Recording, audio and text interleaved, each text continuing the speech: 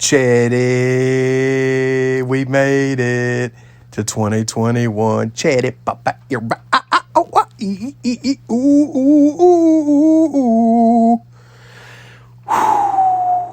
Chaddy Bobcast, episode 38, the first of 2021. Dadgummit, we made it. If you're hearing this, by the good graces of the man upstairs, said our prayers, took our vitamins, you know what I'm saying? Hulkamania style. We made it to MF in 2021. Give yourselves a pat on the back and a slap kick in the face. It was a rough year. Let's just put it behind us and hope that 2021 isn't even, in the same ballpark as 2020, okay? I'm not even going to begin to rant about all the shoo-shoo from 2020. Some of it's trickling over to 2021. We're getting better, though. We feel great. I just still got the cough, but it's just part of it. Every year I got the bronchitis cough, but it's getting better. Had a, situation being what it was, we had a good holiday. It was abbreviated due to COVID. But, when in Rome, you shit your motherfucking pants. That's what you do. You shit all in them bitches. Throw them in the trash can, wipe your butt, and get out of the fucking gas station bathroom. That's what you do. Let's talk about how good Reese's Thins are, okay? We're going to crack open a bag. Now, I use the dark chocolate. I'm not usually a dark chocolate fella, but something about these Reese's Thins makes you want to slap, kick every one of your closest relatives and people you don't even care about. You want to hit them with one of them twisted tea cans. You know what I'm saying? Dump that off in your mouth one time. Reese's Thins, look, Walmart, you know what you're doing. You put them in the impulse buy section because of people like me that just fucking, it's what we do. You know what I'm saying? We gonna buy it. And, oh my God. Oh my God. It's so good. If you haven't tried Reese's Thins, it's the perfect distribution of chocolate and peanut butter. Good thing I'm sitting down while I'm recording this, because I was just weak in the knees. Fat people, stand up, okay? Look, don't stand up too fast, you'll get lightheaded. Hey, 2021 is going to be a better year than 2020, dadgummit. 2 days ago, I woke up to a $600 stimulus in my account. Everybody's complaining that it wasn't $2,000. I don't know who in their right mind thought that the government was going to give us $2,000 when it took them 8 months to give us an extra $600. But you know what? I'm lucky enough to have a job that pays me. I work from home, and that $600 went to my account, and I'm very thankful for it. I'm sure we're going to pay $3,600 back. And then gas is going to be $11 a gallon, but I don't drive nowhere no more. So, you just got to look at the positivity. Okay? So, yeah. If you haven't got your stimulus yet, hope you get it soon. And hopefully you spend it on something frivolous. You know what I'm saying? Because YOLO, dadgummit. So, before we get into the weekly football shit, I have switched over from July 1st until December 22nd, 23rd, 24th, whenever it was.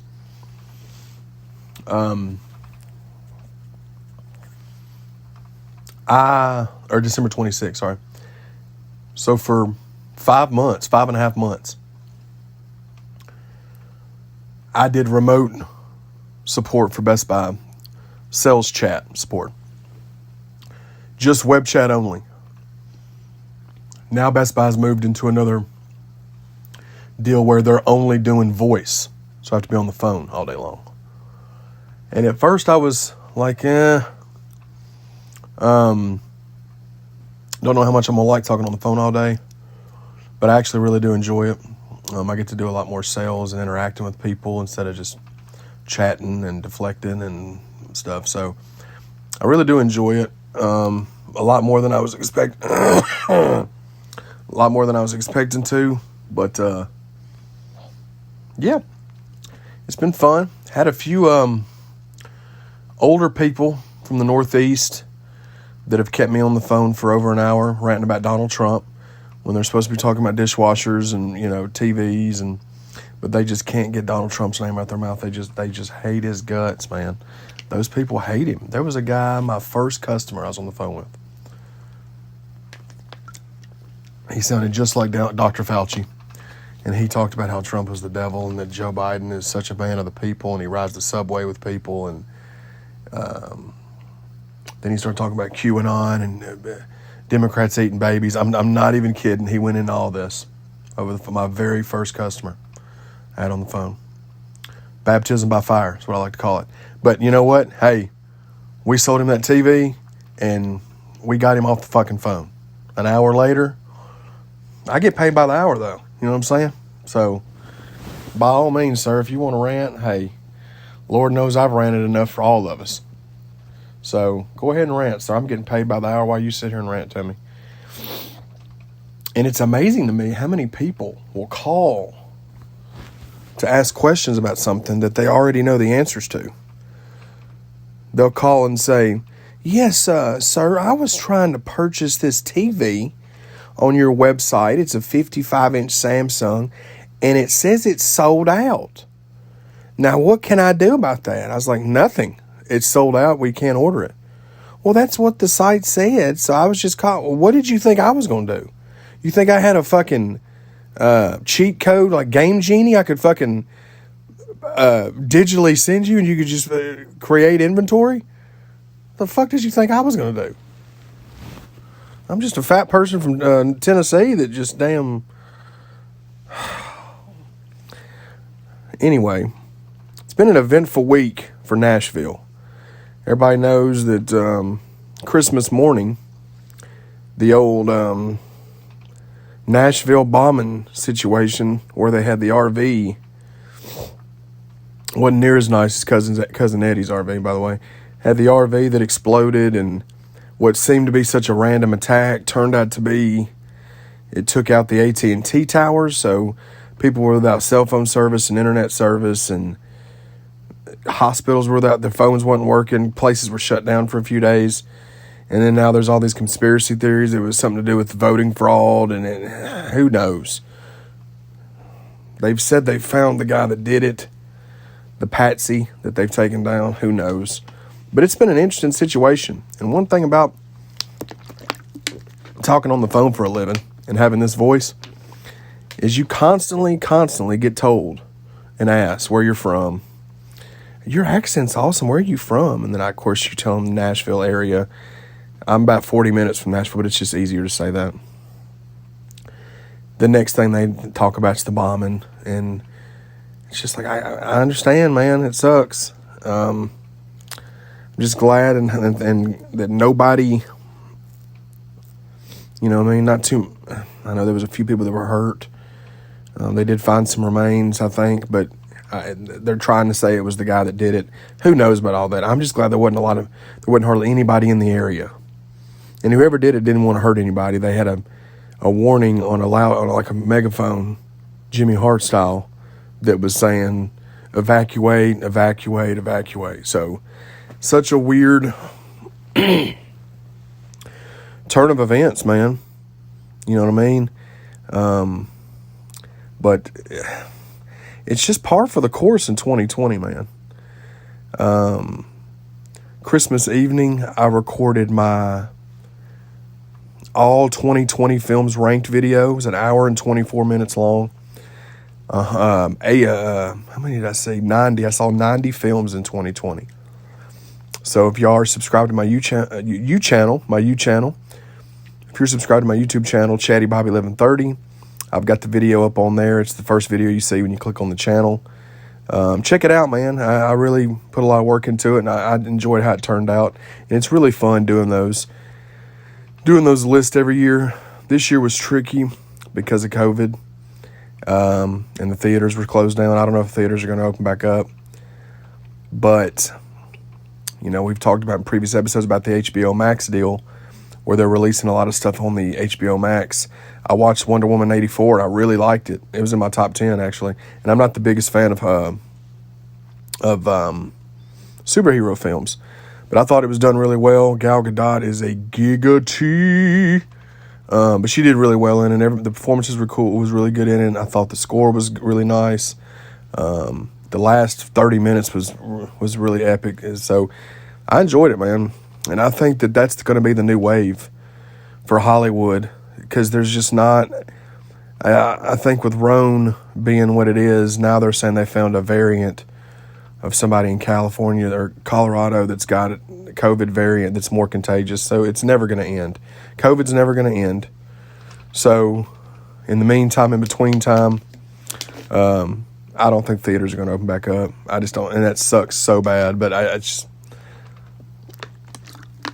we are in very lenient ass Tennessee, where you can still go in. As I'm recording this on the 30th, but it's being uploaded on New Year's Day.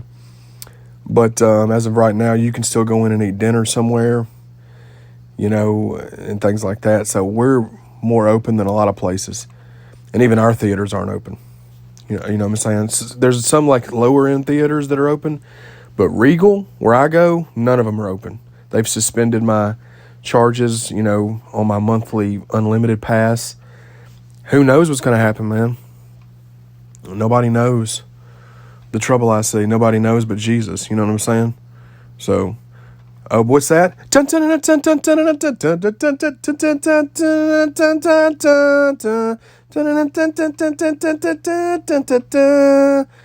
Week 16 in the NFL, man. Let's go over these scores. The Saints and the Vikings played on Christmas Day, and man, was it a defensive battle. Saints win at 52-33. Not a fucking hot lickety split of defense was played in that game. Saints get the win. Buccaneers beat the Lions in a close one on Saturday the 26th, 47-7. The Lions are just shit in the bed. Shout out to my boy Jeff V. But, yeah, sorry about the Lions, man. 49ers hold on and win over the Cardinals 20-12 on Saturday the 26th. Also, you had the Dolphins winning by a point over the Raiders 26-25 on Saturday the 26th. Rest of the games we'll talk about until towards the end are going to be Sunday games. You had the Ravens beating the Giants 27-13. Chiefs beating the Falcons 17-14. Chance, your team is 4-11, brother. I don't even know what to say. Jets beat the Browns 23-16, getting their first win of the season. They beat the Cleveland Browns. So how's that feel, Baker Mayfield? Bears beat the Jags 41-17. I don't think the Jags have won a game this season. If they have, it's only in one, I believe. Bengals beat the Texans 37-31, which was big for us. And then the Steelers came back from a 24-7 deficit. Big Ben and company beat the Colts, which is what we needed to happen, 28-24. Okay. Washington football team loses 20-13 to the Panthers. Teddy Bridgewater doing some things. LA Chargers hold on and beat the Broncos 19-16. Cowboys beat the Eagles 37-17, and I believe, even with a shitty record, they are atop the NFC East, which is a shit show of a division. Seahawks beat the Rams 20-9. Sunday night, my Titans got their asses whipped in snowy Green Bay 40-14. Man, we couldn't stop Aaron Rodgers, and that's the problem that I'm going to rant about here in a little bit. And then the Bills destroy the Patriots 38-9. Okay? So there's your scores. We're going to look at the standings real quick. AFC East looks like the Bills are going to win that division. They're 12-3. Even with a loss and a Dolphins win who are 10-5, Bills are still going to win the AFC East, which is crazy. What about the Bills and Dolphins are in the top AFC East? When have you heard that in a while? Patriots 6-9. No Tom Brady, no playoffs, man. AFC West, you only got one squad. It's a runaway. Chiefs are 14-1. Second best squad is the Raiders, who are 7-8. Chargers are 6-9, which is weird. Broncos 5-10. AFC North, Steelers are going to lock that one up, same as in the AFC in the other AFC division. 12-3 after getting the win over the Colts. Ravens are 10-5. So are the Browns. The Browns losing to the Jets may have lost their playoff hopes altogether. How does that feel? Bengals are 4-10-1. So the Steelers are clearly going to get that AFC North division. Chiefs. So the Chiefs, Bills, and Steelers are going to win those divisions respectfully. And then we're in the pickle. We are 10-5. The Colts are 10-5. Okay. Us losing to the Packers, which I assume we were going to do because the Packers' offense is just too good. Colts losing helped us. Okay. We have a better division record than the Colts. We play the Texans, who are 4-11 this week. So we have to win. We win the division. We lose and the Colts win, we're going to have to struggle to get a wild card, because we're going to be 10-6. But you're also going to have the Ravens or the Browns in the same boat. You know what I'm saying? So it's going to be tricky. Shout out to Run DMC. NFC East, let me tell you something right now. The Cowboys and the Washington football team are both 6-9 and are tied for first. That's how shit the NFC East is. It's crazy, man. Crazy shit. The Giants are 5-10. The Eagles are 4-10-1. I can't believe that, man. Ricky, bro, what's up with your Eagles? NFC West, Seahawks are going to win that one. They're 11-4. Rams are 9-6, but they're not going to be able to catch the Seahawks. They're going to win the NFC West with one game remaining. NFC North is a runaway. Packers are 12-3. Bears are 8-7, but Packers are going to win the NFC North. And this is a close one too. The NFC South, the Saints are 11-4. Buccaneers are 10-5. So I'm not sure. Their division records, it doesn't show that. But a loss with the Saints and a win with the Bucs will tie that division up. I'm not sure who has the tiebreaker. Panthers are 5-10, and Chance's Falcons are 4-11. They have the worst record in the NFC.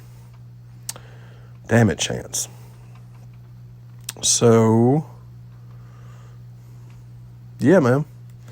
Going into the final week, let me look at the stats. Let me see these leaders. Let's see here. Okay. Pretty sure Mahomes is still locking things up, man. Mahomes, leading the NFC or leading the NFL in yards. 38 touchdown passes. Rodgers has 44, man. 44-5. It's pretty crazy, man. My boy Tannehill, 36-03, 32 touches, 7 picks. So Mahomes is clearly gonna be winning that there. And switching over to rushing, I think my boy's still in the lead. It's close, but I think he's still in the lead there. Yes, so he's going to win the rushing title this year. Derrick Henry, 1,777 yards, 15 touchdowns. He had 98 yards against the Packers. So he's not going to hit 2,000. He'd have to have 223 yards rushing against the Texans. I don't see that happening, but you never know. But he'd have to pretty much not play. And Dalvin Cook is second place, 1,557 and 16 touches. So my boy Derrick Henry is going to win the rushing title and have his best season yet. So receiving, let's check the receiving yard. Receptions, you got Stephon Diggs, 120 catches. DeAndre Hopkins with 111. Yards, you got, the leaders, Stephon Diggs, 1,459, 8 touches.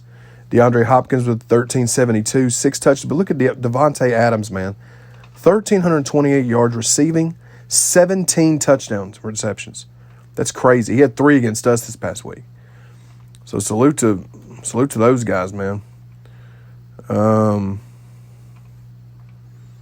Who's leading the league in picks here? Let's see. It's a random stat. Xavier Howard for the Dolphins with 9 interceptions, bro. That's crazy. So, yeah, man, that was your NFL situations. This week, you got the 4-11 Falcons against 10-5 Bucks. So Bucks win. Like I said, they'll keep their chances of winning the division alive. Then you got the Giants and Cowboys, 6-9 and 5-10.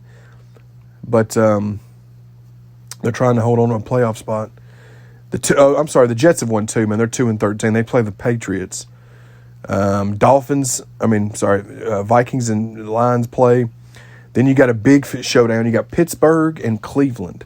Pittsburgh 12-3, Cleveland 10-5. Pittsburgh's still going to win the division. But a Cleveland win, we need Cleveland to lose. We need Pittsburgh to do one more thing for us this week and beat Cleveland. We don't need them, And then the Ravens at 10-5, who we also need to lose, are playing the 4-10-1 Cincinnati Bengals. So I doubt that's going to happen. You have a huge showdown between Buffalo at 12-3, Miami at 10-5. Another team we need Miami to lose to drop to 10-6.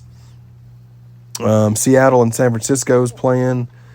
Arizona and the Rams.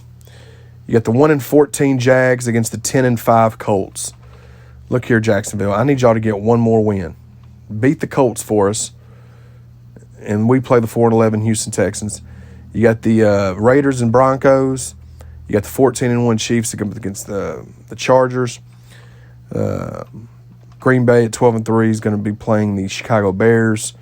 You got the 11-4 Saints playing against 5-10 Carolina Panthers, and then you got the 6-9 Washington football team against 4-10 and 1 Eagles.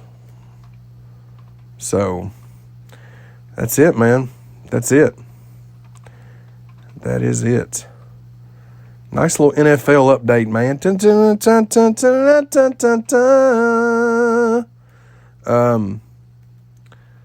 Yeah, so we're having a good time, man.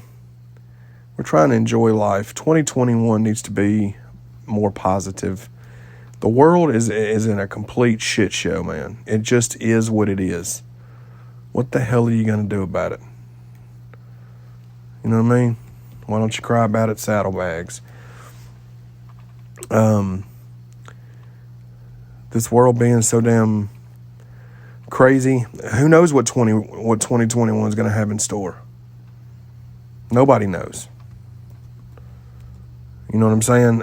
All we can do is just hope that it doesn't kill us. You know what I mean? But I like to think that 2020 being over with, there's got to be some kind of significant positive outcome of that. You would think. We don't know for sure. But, I mean, you got to look at it like that. At least I am. I know I've got big plans for 2021, man. I'm trying to get the new album done. Trying to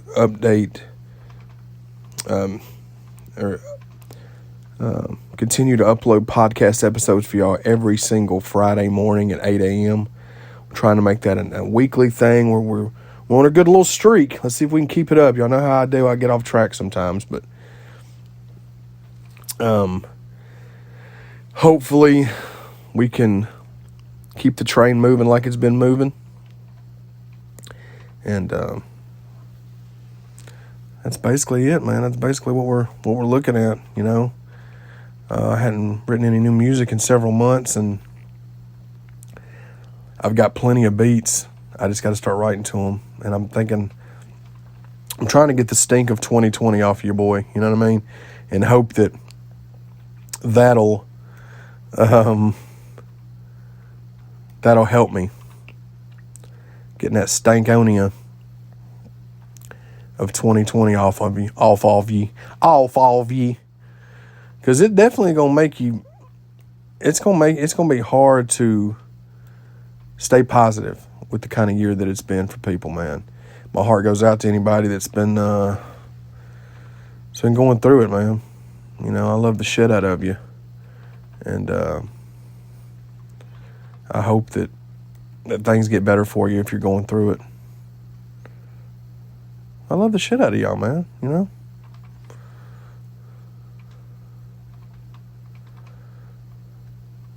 What's going on? Oh, there we go. Sorry. It started to look like it froze on you, boy. But we're rounding third on this episode 38. Hashtag phone a friend. Hashtag phone a friend. That's what we're going to call this one. Because that's what I feel like I'm doing. I feel like I'm the lifeline to people now that I'm doing this phone support. I'm like people's lifeline. They call out. Most of the time they're calling to either buy shit or just rant about stuff, you know.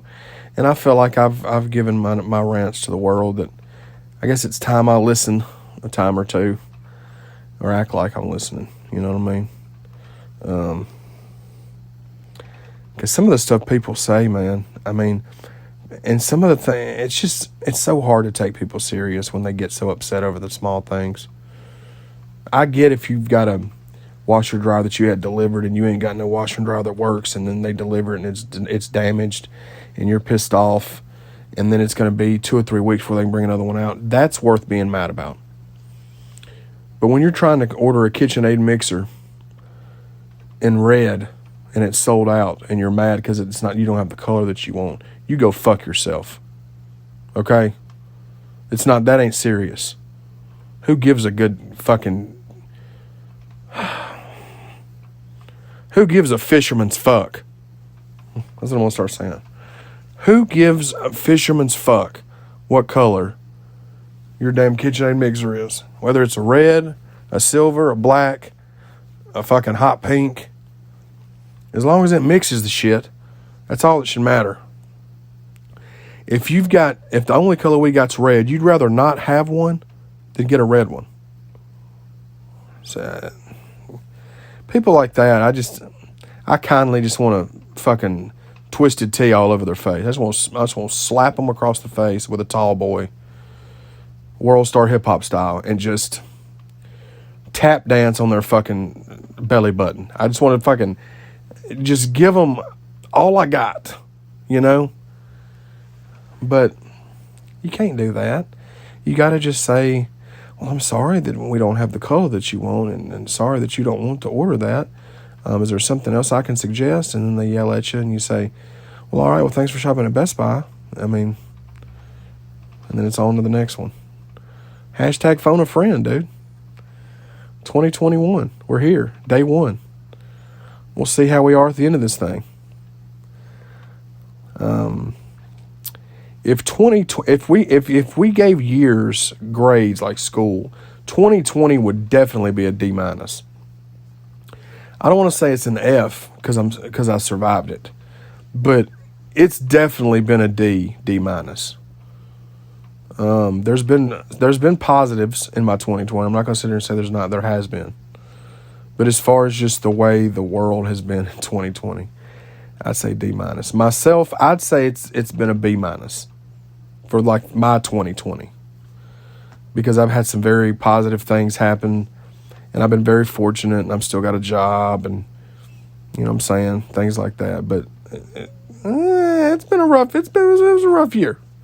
So hopefully this year is going to be a lot more positive. Probably not. It's probably going to be more where 2020 came from.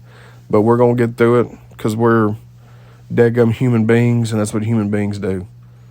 We overcome, and we what's it called? Prosperity? That's not a word. Prosper.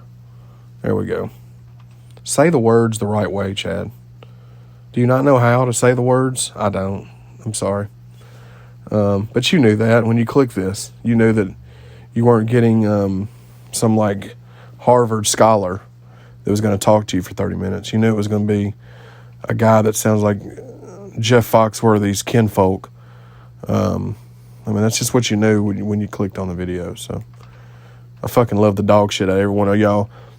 Hope everybody has the best New Year's Day if you're listening to this. Whenever you're listening to it, I hope that it's just the best day ever. Best night ever. And hopefully that, you know, if you had a bad 2020, but you're still here, you got a shot to make 2021 better. Roll with the punches and just try to get through it, man. That's all we can do. It's either that or we quit trying. So if you're not down to quit trying, then fucking try harder, dadgummit. I love the shit out of you, man. My name's Chad Arms, a.k.a. Chaddy Bobby 1130. Thank y'all once again for tuning in and supporting your boy. We will see y'all next week. Hashtag phone a friend, baby.